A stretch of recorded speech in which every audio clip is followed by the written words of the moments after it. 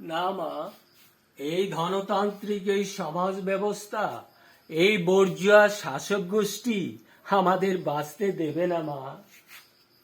না মা, শুনলুম বিষাদ ভট্টাচার্য নাকি এখন সুনামধন্য নাট্যকার। অনেক কষ্টে যদিও বা নাটকটা শোনাতে রাজি করলাম, দুটো দৃশ্য পড়তে না পড়তেই দেখি মা উনি নাক ডেকে ঘুমুচ্ছেন।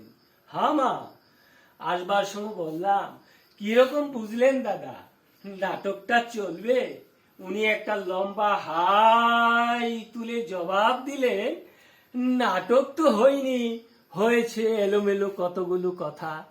শত চেষ্টা করলেও তুমি কোনোদিন বিষাদ ভট্টাচার্য হতে পারবে না। না মা, আমি বিষাদ ভট্টাচার্য হতে চাইনি মা, আমি সুব্রত চৌধুরী হয়ে থাকতে চেয়েছিলাম।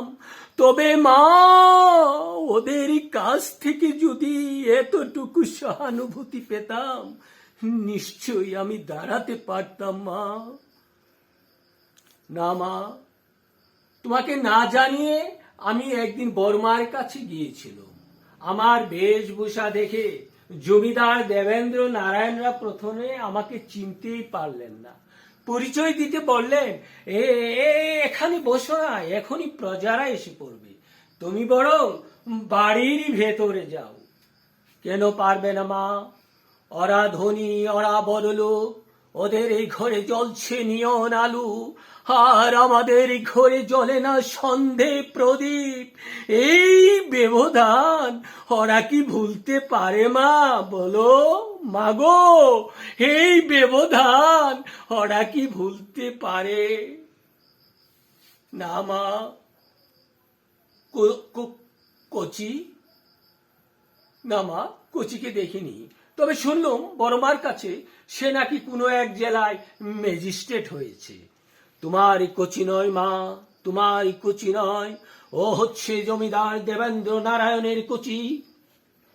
তোমার কচিরা যখন এক মুঠো অন্যের জন্য দেয়ালে দেয়ালে মাথা করছে, এক টুকরো রুটির জন্য হাহাকার করছে, ওই বস্তির পচা নোংরা ঘরে ময়লা বিছানায় শুয়ে ভাগ্যের হাতি পড়ে পড়ে মার খাচ্ছে, তখন ওই জমিদার দেবেন্দ্র নারায়ণের কচিরা দামি পোশাক পরে নামি হোটেলে বসে চপ কাটলেটের শ্রাদ্ধ করছে মা। না মা, ধনীর সঙ্গে গরিবের প্রভু চাকরের সম্বন্ধ থাকতে পারে, আত্মীয়তা নয়। আকাশের ওই চাঁদ কোনদিন মাটির কিশলয়কে ডেকে বলবে না, তুমি আমার বন্ধু। সাগর কোনদিন খানা ডুবার সাথে মিতালি পাততে আসবে না মা, কোনদিন আসবে না। কারণ ওদের জাত আলাদা, গোত্র আলাদা, ওরা হচ্ছে মা ওই উঁচু তলার মানুষ। আর আর আর আমরা কি জানো মা,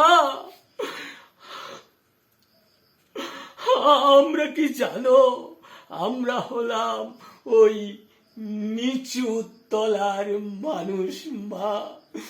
মাগো, আমরা হলাম ওই নিচু তলার মানুষ।